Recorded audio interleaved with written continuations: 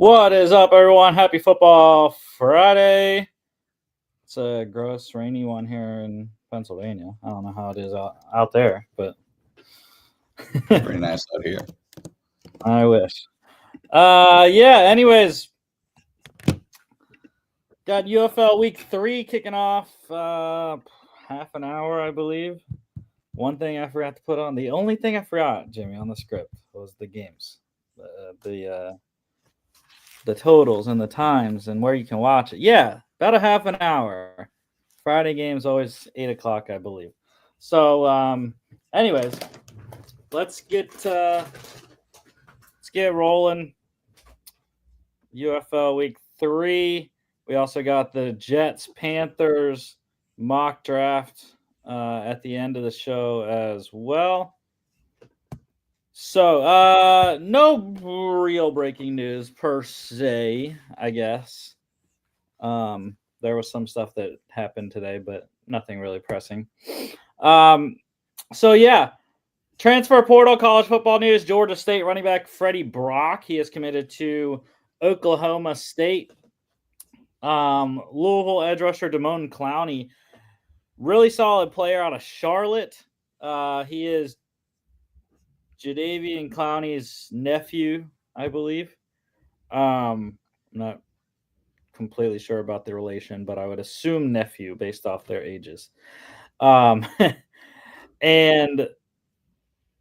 pretty solid player out of Charlotte, but transferred to Louisville in December, now back in the portal. A bunch of guys have been doing that, though. And the other one that just happened right now, Iowa quarterback Brendan Sullivan has entered the transfer portal as well, end of the year, as the Hawkeyes starting quarterback, transferred in from Northwestern last year. He is on the move as well. The Senior Bowl has its replacement for new Oklahoma general manager Jim Nagy. It has hired West Virginia general manager and director of scouting Drew Fabianich. I'm not exactly sure how you say his name, but he is the new executive director in charge of the Reese's Senior Bowl. So big shoes to step into there for Drew. And we have a coach firing in college football as well. Kent State has fired head coach Kenny Burns after 2 years, an abysmal 1-23 record, 0-16 in MAC play. It just never looked anything close to competent football on the field.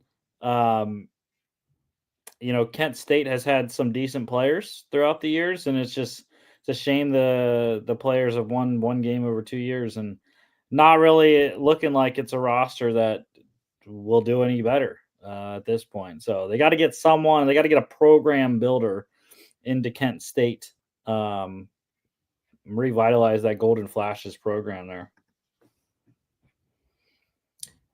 UFL news, Week 2 players of the week. Offensive player was Battlehawks quarterback Manny Wilkins. Excellent game for him, 75% completion. The interesting thing about Manny Wilkins is he still has not thrown a touchdown pass this season through 2 games. He has 2 rushing touchdowns, over 100 yards rushing. But yeah, he has not thrown a touchdown pass this season yet, which is weird because he is the one of 2 starting quarterbacks to have not thrown one. The other one, your boy Kellen Mond. That's a certified Kellen Mond moment. Yeah. Defensive player of the week, Panthers defensive back DJ Miller Jr. Set the UFL record for interceptions in a game. He had 2. Go along with 3 pass defense in their loss. And the special teams player was Renegades punter Marquette King.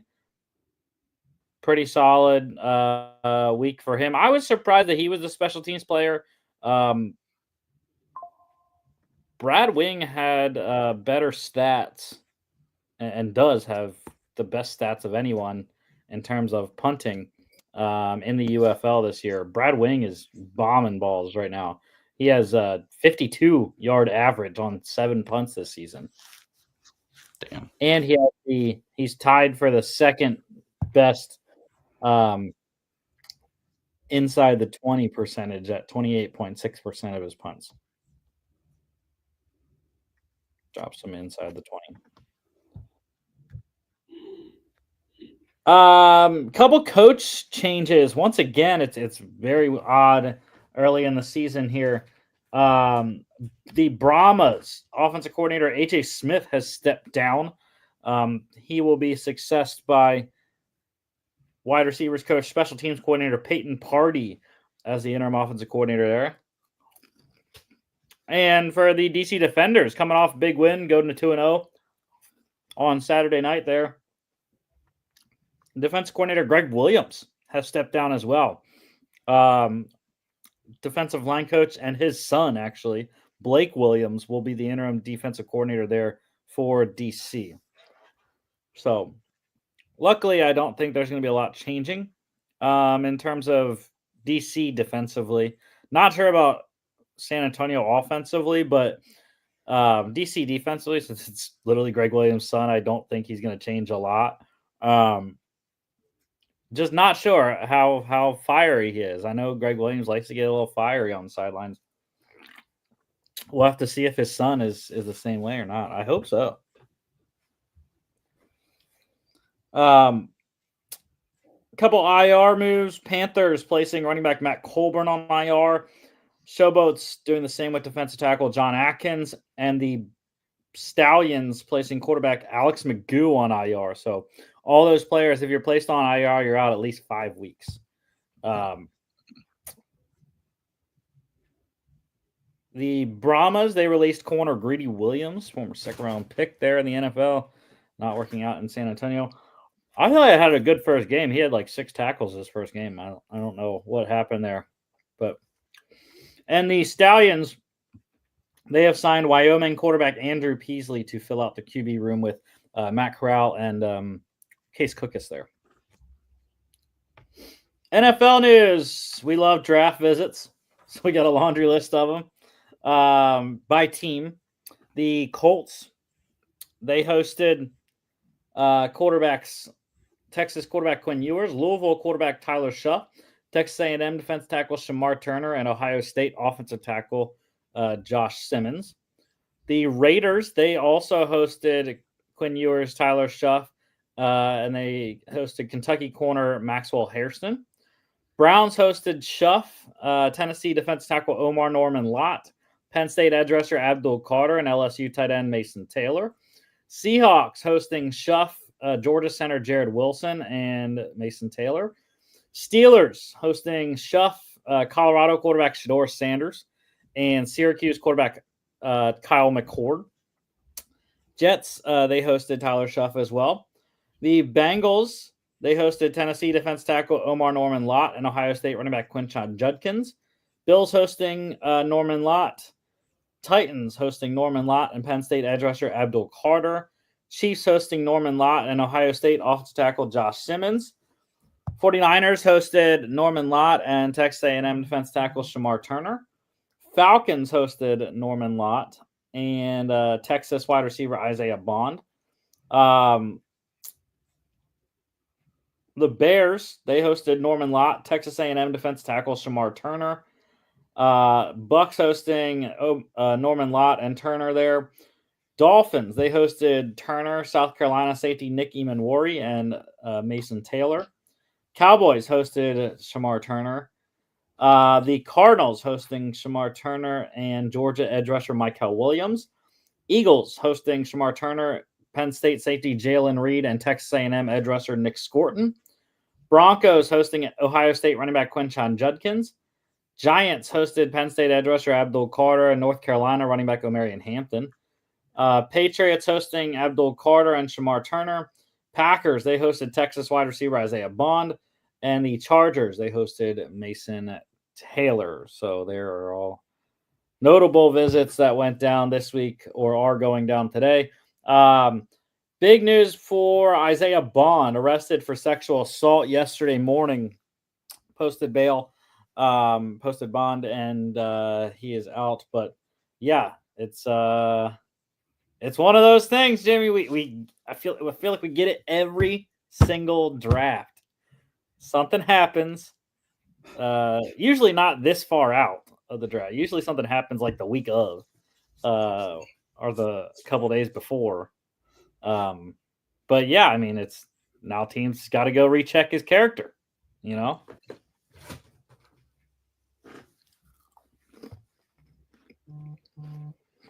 One retirement. That actually didn't happen yet. Technically, he is retiring on Monday, but Cardinals corner Patrick Peterson, the 2011 first round pick of Arizona, number 11 overall, played with the Cardinals majority of his career, 2011 to 2020. Vikings, 21 to 22, and the Steelers in 23. Did not play last season. 3-time first team All Pro, 8-time Pro Bowler, 2010's All Decade team. 201 games, 200 of those starts, 652 tackles, 571 solos, 36 interceptions, 2 returned for touchdowns, 122 pass defense, 15 tackles for loss, 4 sacks, 4 QB hits, 2 forced fumbles, and 12 fumble recoveries in the playoffs. Started all 5 of the games he played, 18 tackles, 17 of those solos, 1 pick, 1 pass defense. So that was kind of interesting. I was surprised that he was not very effective in the postseason. In the couple games he did get to play, he played in 1 game with Minnesota, 1 game with Pittsburgh, and the other 3 with Arizona early in his career. But yeah, I'm not sure. He might eventually get in the Hall of Fame because he does have the credentials: 3-time first team All Pro, 8-time Pro Bowler, and a decent number. I don't know where he lists on interception number wise in terms of all time, but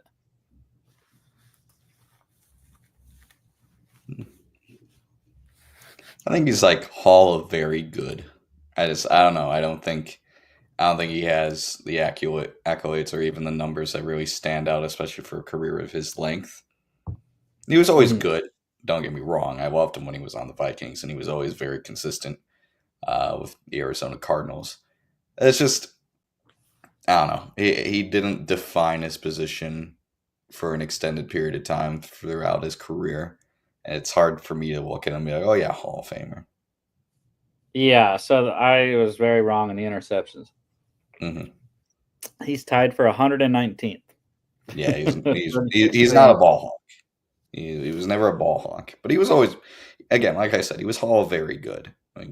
He's one of those guys that will always be appreciated, and then was always at the top of his. When he was at the top of his game, he was one of the best, and he was really good for most of his career. However, though, he is tied for 31st in passes defensed. Exactly. Yeah. 122. So, yeah, he might have not gotten the interceptions, but he did bat the ball away quite a bit. Mm-hmm. But I do think another solid thing in terms of his Hall candidacy is 2010's All Decade team. When you're named as one of the best players of your decade at a position, I mean, I think that has some weight for sure.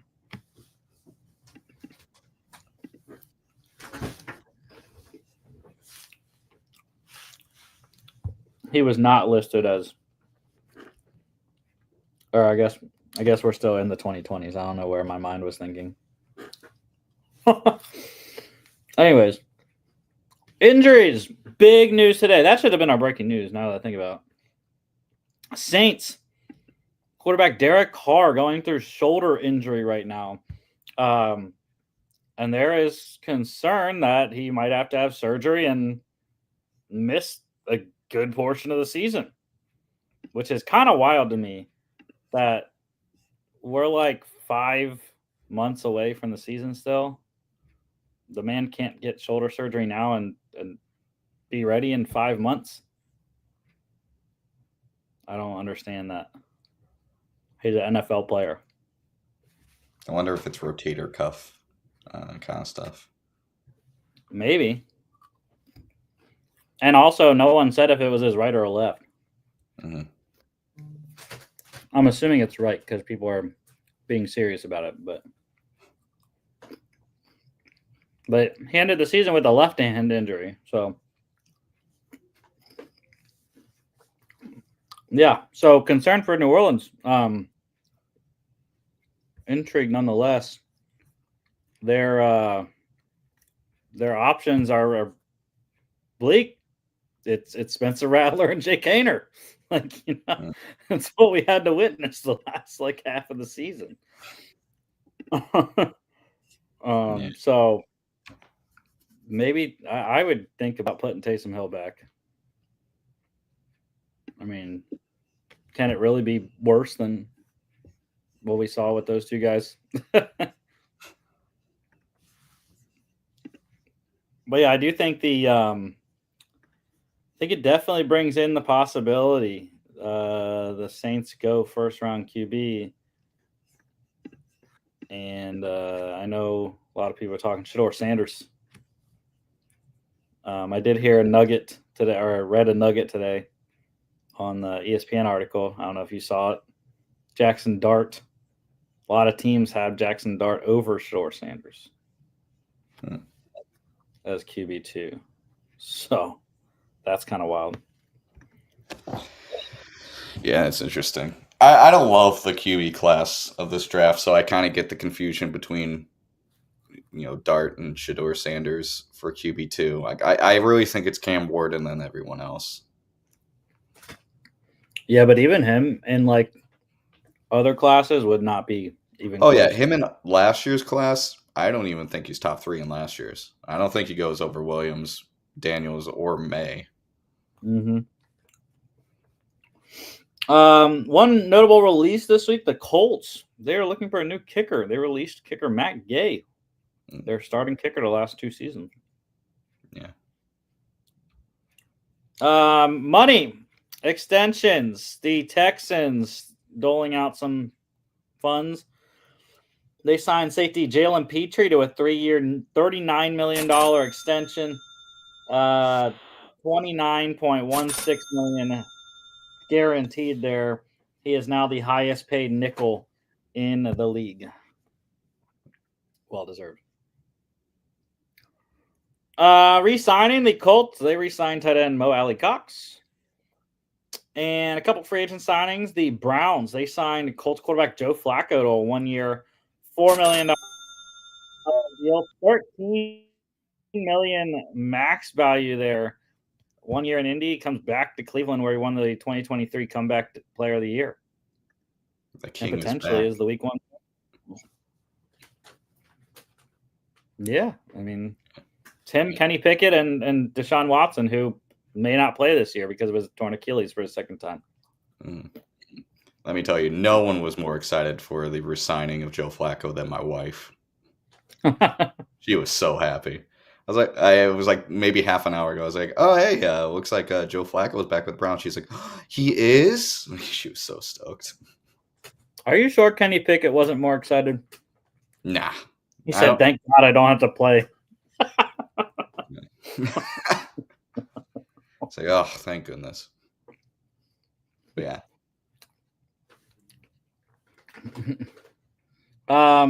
Apparently, Vikings and Steelers were interested as well in Flacco, but he chose to go back to Cleveland. That makes sense. It makes sense to go back to Cleveland. I would have loved him on the Vikings. That was a guy I would like as a backup going in the next year of J.J. McCarthy. Although there is still Tannehill. Mm-hmm.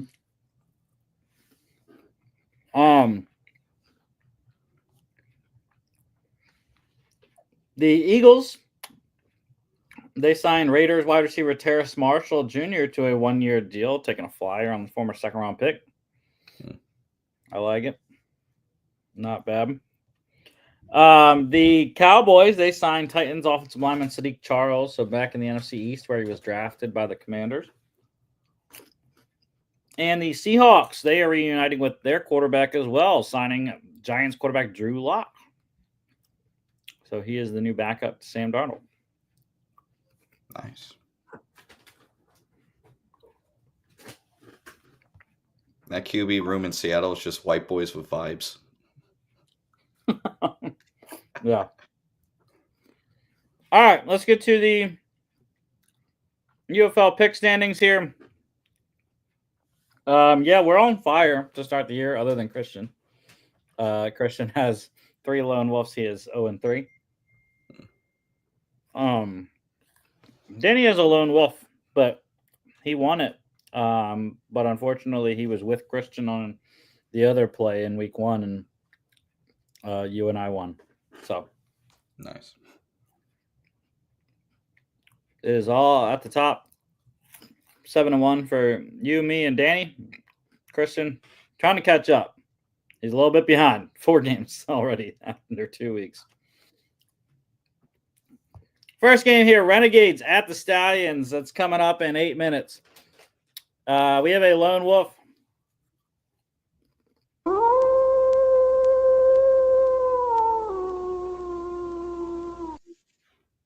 Daniel Potter is rolling with the Birmingham Stallions. This scares me to pick Arlington. They're 4.5-point underdogs. Definitely take Arlington plus 4.5. I have them plus 3.5, but or actually no, I think I took the under in this game, but I would strongly advise plus 4.5 on Arlington. I think this team is really good. And I picked Birmingham over Arlington as my championship.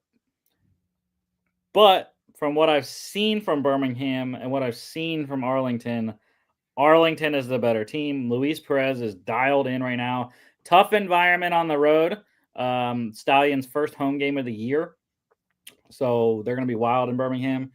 But I do think Luis Perez has what it takes to outduel Matt Corral, getting his first start of the year after Alex Magoo went down last week. So, but yeah, I like the quarterback matchup in favor of Arlington.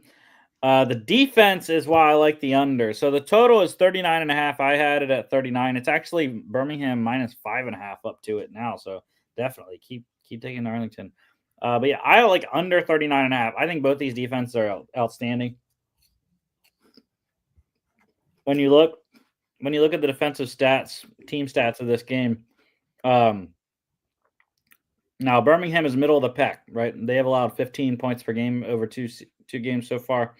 Arlington is the second best team in the league. They've allowed only 9 points per game the first 2 of the year. Both teams have just 4 sacks. That's middle of the pack in the UFL. Big difference, though, is only 1 turnover on defense for Arlington. They have 1 interception. Birmingham has 3. They have 2 interceptions and a fumble recovery. So I definitely think Arlington's got to get a turnover or 2 off of Matt Corral tonight to help their cause. But I like the defenses in this one. That's why I like the under 39.5 coming up 8 o'clock, 5 minutes on Fox.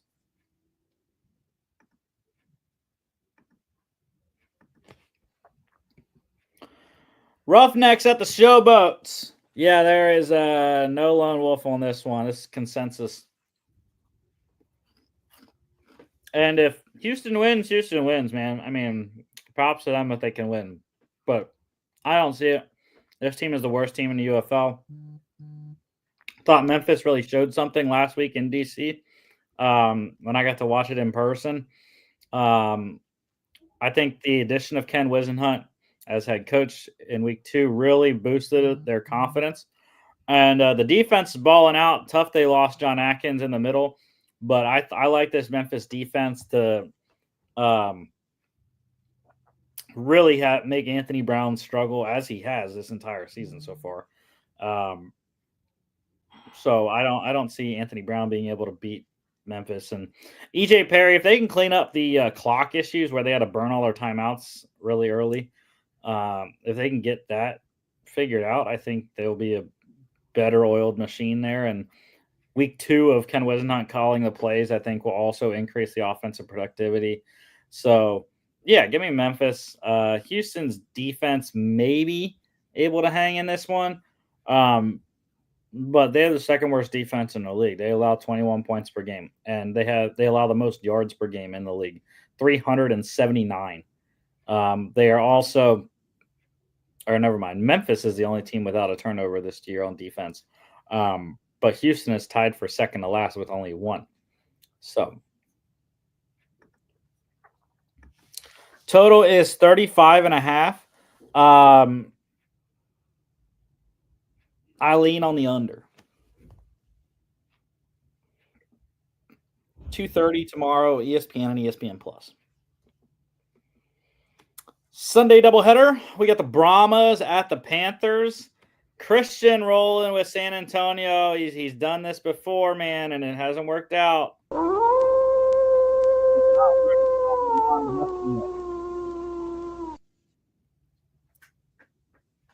So he better learn today,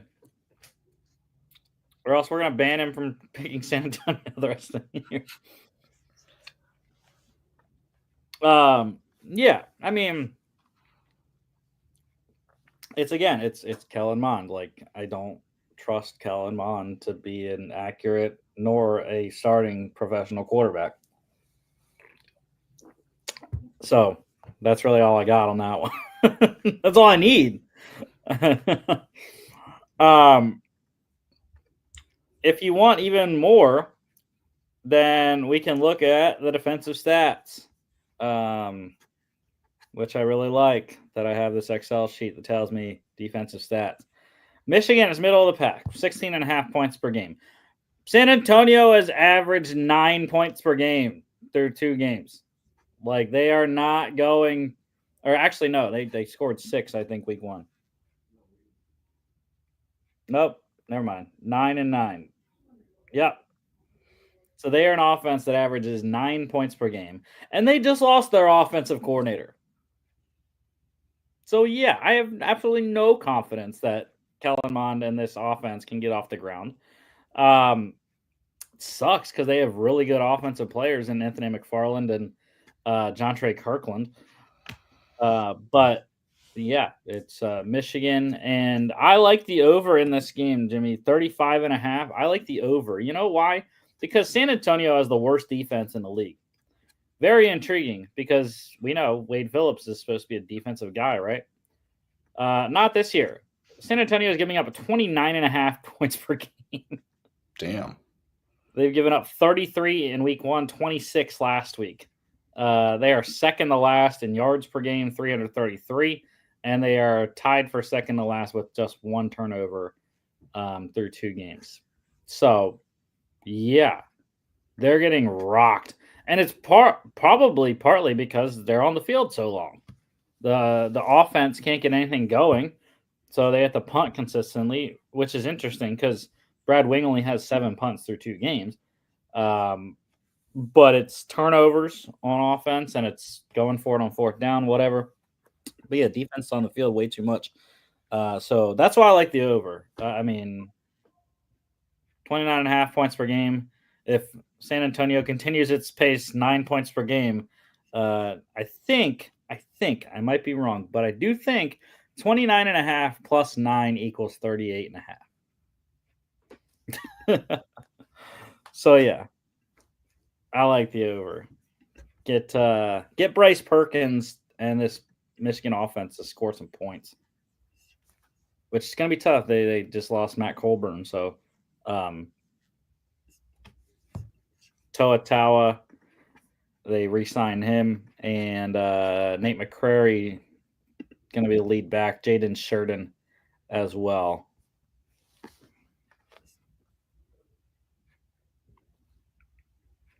$12 p.m. ABC and ESPN Plus on Sunday. Defenders at the Battlehawks. This is the biggest game of the week. The only game featuring 2-0 teams. There are only 3 undefeated teams left, and all 3 reside in the XFL conference. This is a massive, massive game for playoff implications. And Danny, I wanted to go with him. I did. I wanted to go with him. It's just, for one, it's in St. Louis. That is, I'm impartial because I actually went to DC's stadium and saw that it was pretty lit atmosphere. Less people than I thought actually went to the game, but um, yeah, they sell out the dome, the lower bowl of the dome for these games in St. Louis. It is rocking there. Um, and Manny Wilkins, I said this, I think, on Monday or Tuesday, whenever we had the show. Manny Wilkins is the prime competition for Luis Perez to be MVP through 2 weeks. He is balling out. I know he doesn't have a touchdown pass, 2 touchdown runs, though. They have their ground game rolling with Jacob Sailors and Jarvian Howard. This defense is playing as pretty well also. DC's defense, though, has been stout through 2 games, leading to the giving up the third least amount of points per game, 11.5. St. Louis is number 1 in that category, 7.5 points per game. 6 and 9 the first 2 games. They have allowed the least amount of yards per game, 196.5. They are second in sacks with 7, only to DC's 8, which they got all 8 in week 1, by the way. DC is number 1 in turnovers with 5. They also have a blocked field goal that happened last week that won the game essentially against Memphis. So, yeah, I mean, this DC defense is lights out. I think it's going to be a defensive showdown in St. Louis. And the reason why I'm going with St. Louis, other than all those factors, is that the weakest part of this game is DC's offense. DC's offense has not been that good. They've been winning low-scoring affairs and having their defense set them up on short fields. So that's why love Jordan Ta'amu, love Abram Smith, but Jordan Ta'amu has not played very well this year so far. And he has to play better if they're going to win this game. Hopefully they do win this game. I don't care. I would highly recommend taking DC plus 6.5, plus 7 if you can get it. I really love the defenders on the spread. I do not think they're going to lose this by more than 7 points. That's just how good these 2 teams are. So, yeah, total's 38.5. I would lean on the under.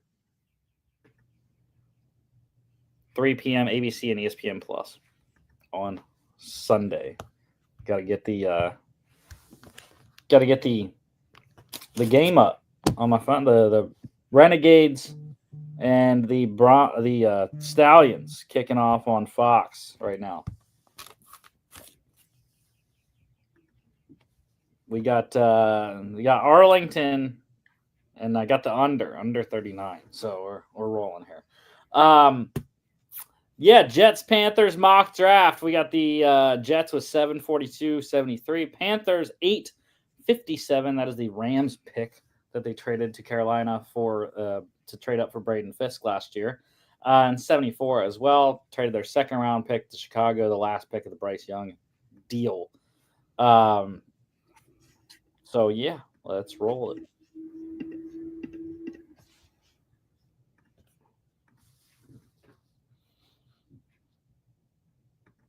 All right, Titans. What are we doing? Cam Ward. Browns. Travis Hunter. Giants going Abdul Carter. Patriots going Will Campbell. Mason Graham to the Jags. Raiders going Tetrolo McMillan. Woohoo! A interesting one there. Wow, that's a nice offer, Tampa. I would actually consider that. I really do like that Bucks offer. That's a lot of picks. First, second, third, and a fifth and a second next year. That's a nice offer, Jimmy. I don't know about you. I don't like it. I need more to get out of the top 10. All right, so the Jets here. What do I got for the Jets? QB is my number 1 need. I do not trust Justin Fields. I've never been a Justin Fields person, even when he was in Pittsburgh. I started to believe in a little bit, and then they went to Russell Wilson, and they won more games. Again, they need for the future. I think with Shador Sanders available, or if you like Jackson Dart better, sure.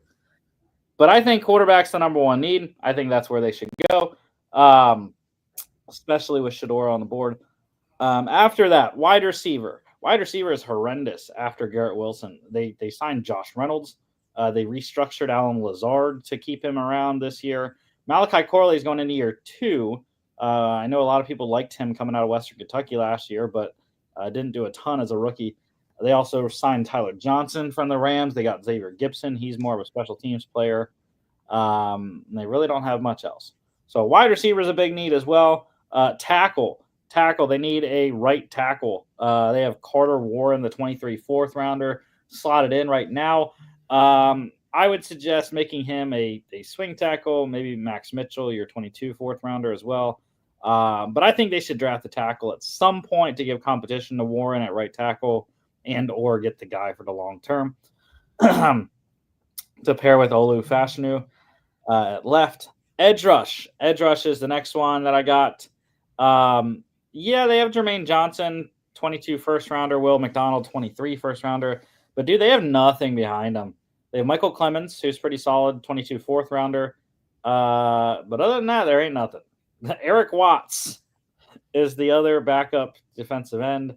Rashad Weaver and Braden McGregor, all free agents, college free agents there. So they need edge rush. And then safety is another one I have. They did nicely to kind of quell this with the addition of Andre Sisco to pair with Tony Adams, but they have nothing behind them. And then linebacker, I do think they need, again, depth is a big issue with this Jets team, so they need competition and depth at linebacker as well.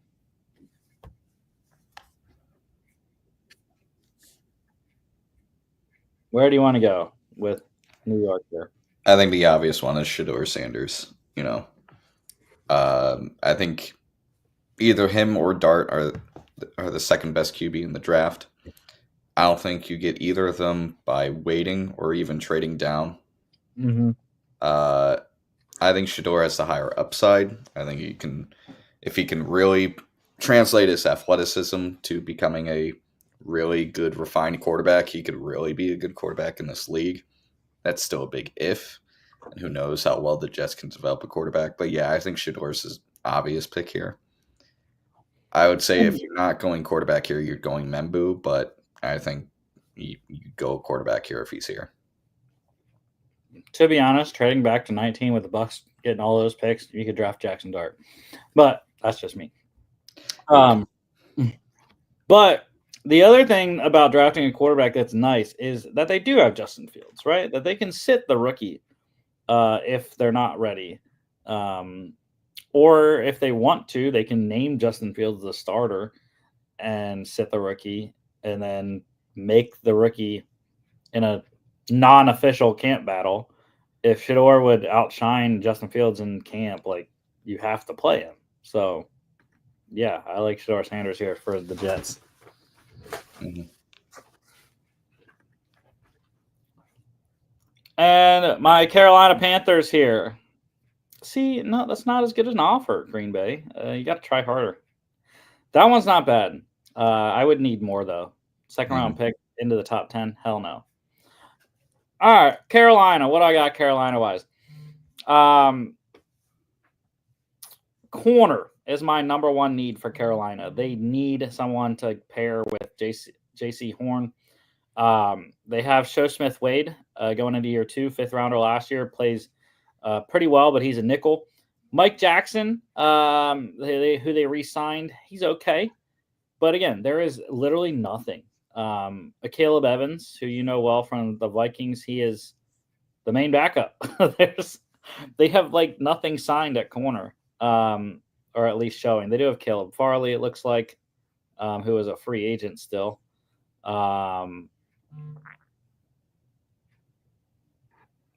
Yeah, other than that. So, yeah, corner is definitely the number one need for me. Safety is the number 2. They have done pretty solid with that, signing Trayvon Merrick, re-signing Nick Scott. But But they have Damani Richardson slotted in as the free safety. I would like an upgrade there. Wide receiver is my third need. I know a lot of Panthers fans enjoyed watching Jalen Coker last year, but he was undrafted for a reason. He had a great career at Holy Cross, but undrafted free agent for a reason, played pretty well. He's not elite, though. And they need to upgrade the rest of the wide receiver room. They did re-sign David Moore. Adam Thielen is coming back, but Thielen is, 34 now? Or he will be 34 this season, something like that. They need something to pair with Xavier Legette for the future, who I think definitely solidified his first-round pick status late in the year there with his connection with Bryce Young. So wide receiver is my third one. Edge rush is my fourth. Yeah, I mean, they re-signed Jadeveon Clowney. They signed Patrick Jones, was really their only big edge rush move this offseason. They signed Boogie Basham as well. But they have DJ Johnson, who's a 23 third, Amari Barno, a 22 6th. And, of course, they have DJ Wonnum and Jadeveon Clowney at outside linebacker, but they need more. They need the future. So edge rush is another one. And then my last one, I had kicker, actually. Matthew Wright's okay. I'm not sure why they didn't re-sign Eddie Pinheiro. He was pretty solid for them. So they have Matthew Wright here. I would like them to bring in competition. I don't really think there's a draftable kicker this year, but definitely signing one after the draft, undrafted, is a good option, I think.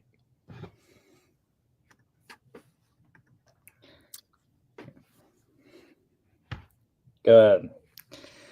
Yeah, I mean, I agree with that list. I would say another need, but it's not very high on the list. I don't know if you mentioned it. I think running back might be a little bit of a need. I don't trust Jonathan Brooks coming back from injury. Didn't they just get rid of Miles Sanders? I think they released him. Yeah, Right. so they have Chuba, who's the starter, and then they signed Rico Dowdle, and they re-signed Raheem Blackshear as well. I forgot about those guys. Yeah. Yeah, I mean, those are okay guys. I think Chuba obviously is probably the number one running back in that room. I would say probably in our mock draft, I don't see them taking anyone the first 3 rounds, but I wouldn't be surprised if they went round 5 or 6 and found a running back that dropped, especially with how deep this running back draft is. But I would put that need as like 4, 5, 6 at the most. Yeah, and I know a lot of people are saying linebacker too because they released Shaq Thompson, but my issue with linebacker is they have Josie Jewell, who is my boy. I love Josie Jewell. And they're starting second-year, third-round pick Trevin Wallace beside him right now. And they signed Christian Roseboom, who I really like from the Rams. They also have John Radigan, Claudine Sherrillis. So they definitely do need like a fourth guy, I think, potentially. So I should probably add that on the list. I'll delete kicker and put linebacker instead. But yeah, I mean, so for me, because he's here, I mean, it's a godsend. Will Johnson is the easy pick. He's big. He has some injury concerns with the toe injury that he had last year, but he had only 2 interceptions last year, returned both of them for touchdowns. So I think Will Johnson definitely should be the pick. He'd solidify the outside corner opposite of J.C. Horn. Yeah, I agree. I think Will Johnson's the obvious pick here.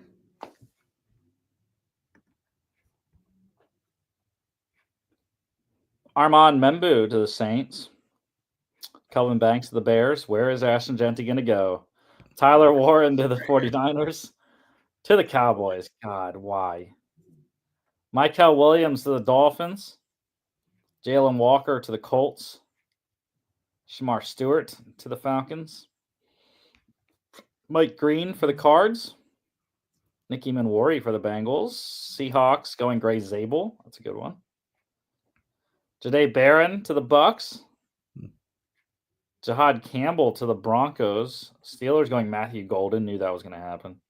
Chargers going Tyler Booker over Colston Loveland. Wow. Josh Simmons to the Packers. I feel like we had a lot more offensive linemen go this one. Colston Loveland to the Vikings. I actually don't hate that at all. Derek Harmon to the Texans. Nick Scorton to the Rams. Emeka Egbuka to the Ravens. Luther Burden to the Lions. Siobhan Revel to the Commanders. Jimmy, I want to come up.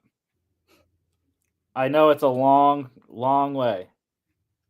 But the fact that Malachi Starks is here at number 30, Carolina must get a safety. And Malachi Starks is one of, if not the best. And I know we really don't have that many picks.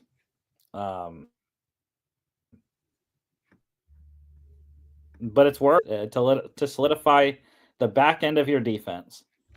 I don't want to trade a first round pick. I don't. But oh man, it's gonna have to be 2 seconds in the third. We really don't have the picks. I mean, to realistically jump up this draft, we're talking 27 positions. You're gonna have to give up 74 as well. All right.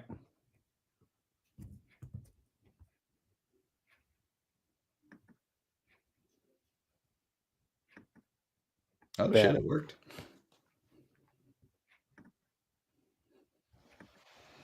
Yeah, I mean, I think this is a perfect setup for Carolina to get a starting corner and a starting safety in the first round. And you get the 5th-year eligibility as well with the first round pick. So I think it's perfect. Malachi Starks is here. We really weren't coming up ahead of anyone. Maybe the Eagles, but I think they're going D-line. So I really love drafting Malachi Starks here, pairing him with Will Johnson in the back end to go with J.C. Horn and Trayvon Merrick. I think that's an excellent foursome back there. Yeah. I think if this goes down, Carolina walks out of the draft with probably the best corner and probably the best safety. Yeah. Chiefs going James Pierce. Oh, man, waiting for the Eagles. Wow, Giants coming up. Jackson Dart, 34 and a third next year. Jalen Milroe to the Browns. See, the Giants wanted the 5th-year option.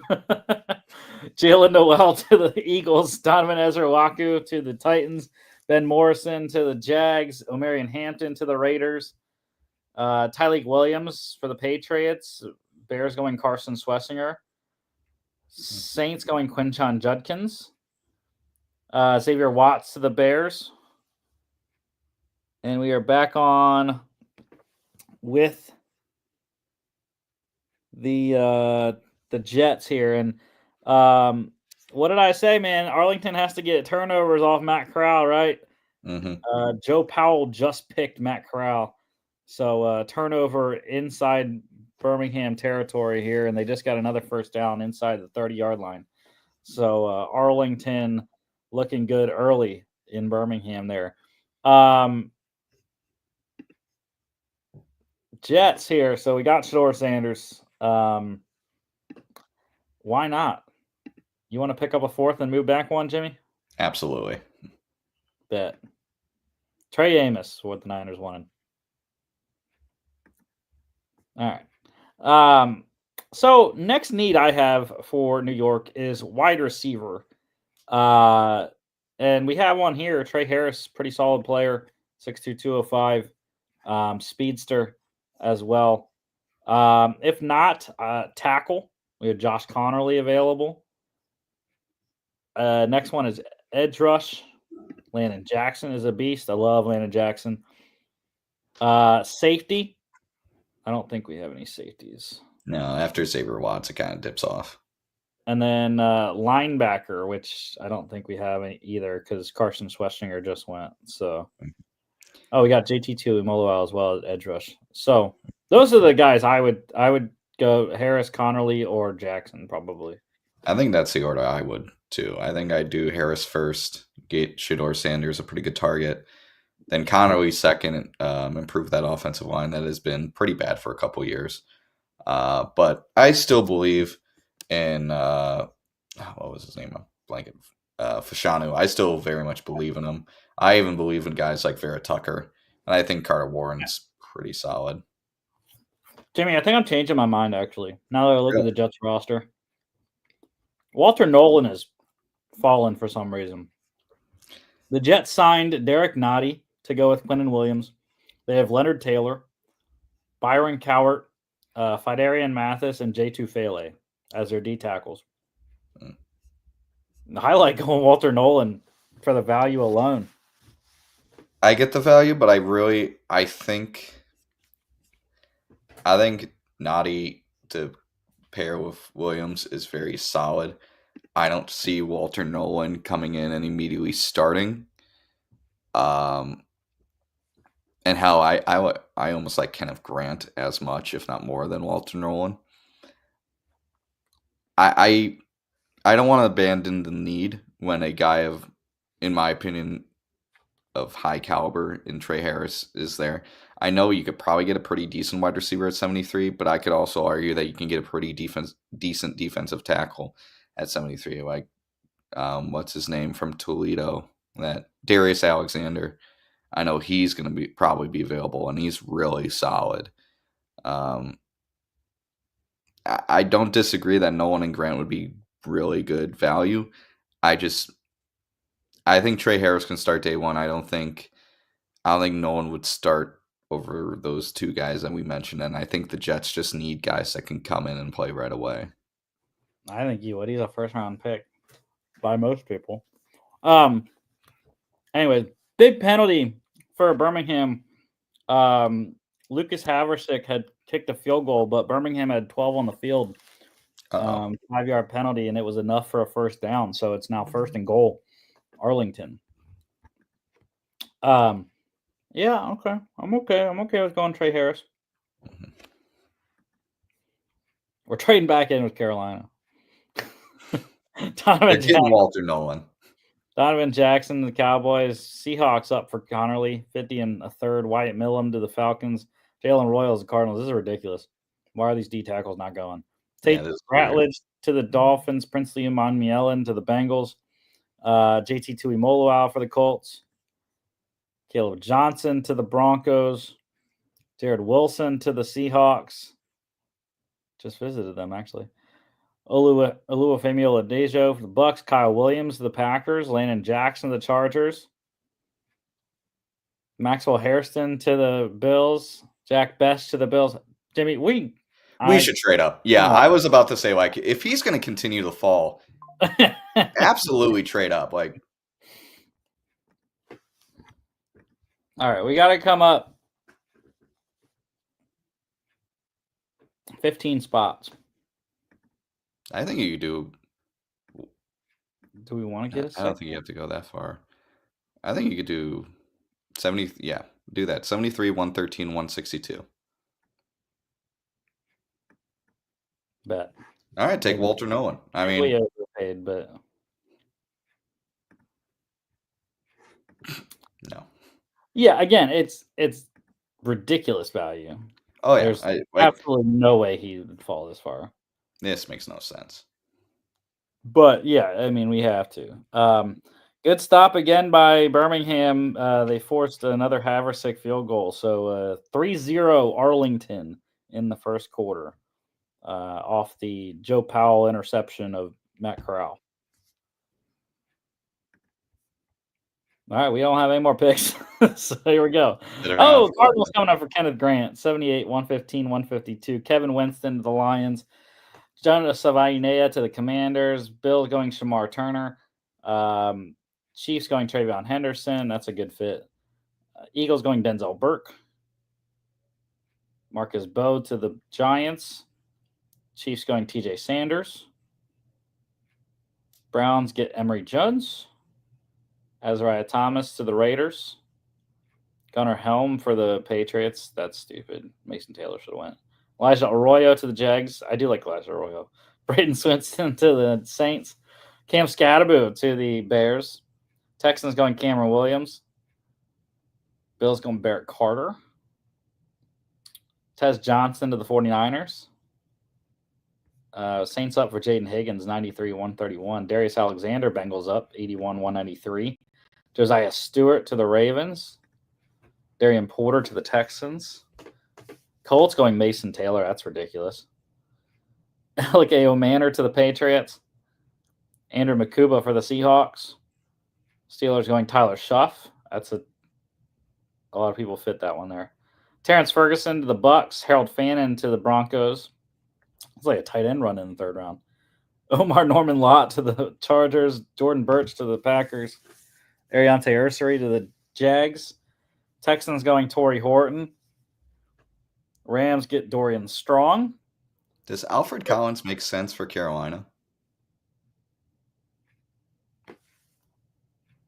I didn't have an interior D-line need because of what they did in free agency. They signed Bobby Brown and Tershawn Wharton to go with Derek Brown.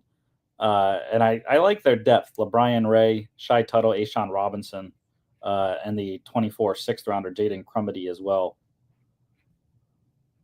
So I like the depth there, and I like Bobby Brown as a run stuffer. Tershawn Wharton's been a decent player for Kansas City. So I didn't have it as an immediate need.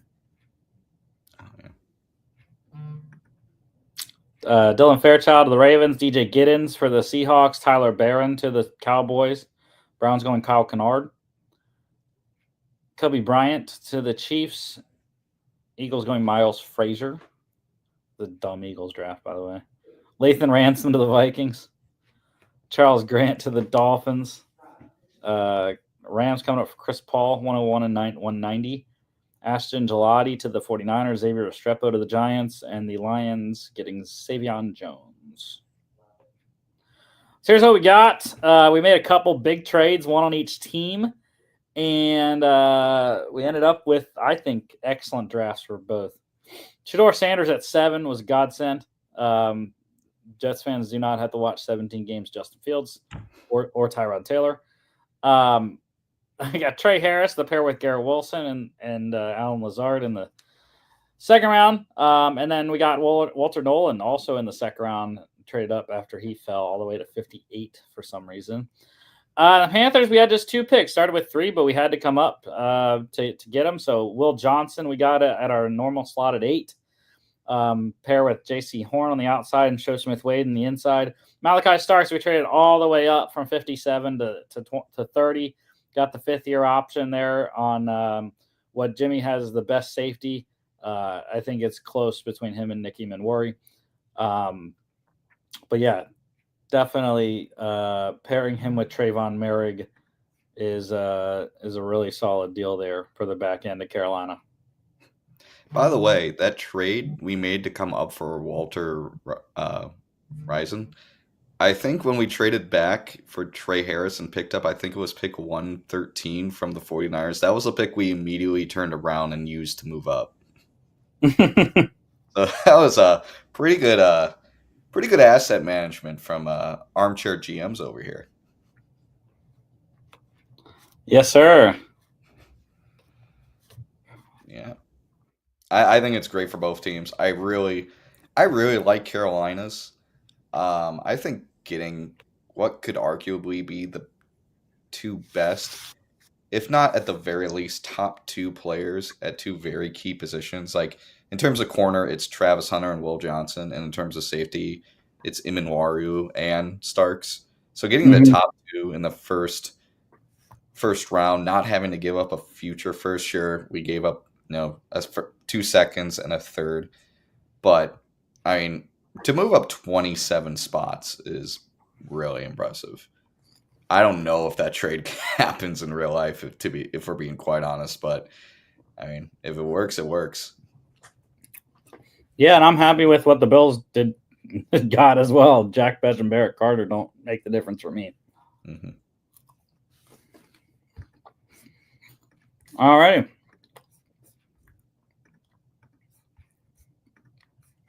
So that is our mock for those 2. Next week, we'll be back UFL week 4. Might have to reschedule for Thursday, Jimmy. It's Good Friday next Friday, so we'll see what what we're doing. But we might be on Friday, it might be Thursday, who knows. Anyways, regardless, we'll be talking about week 4 UFL, previewing all the games there, getting you I said game recaps, I meant game previews. Recaps on the Monday show. Giants Patriots mock draft. We got the Jags and the Raiders on Monday. Don't forget to follow us on all our social media at FAA Podcast, Instagram and X, FAA_bets on X as well, FAA Podcast.com's website. Check us out here on YouTube, Facebook, X, and Instagram, as well as Spotify, Apple Podcasts, iHeartRadio, and TikTok at FAA.podcast. We will see y'all back on Monday.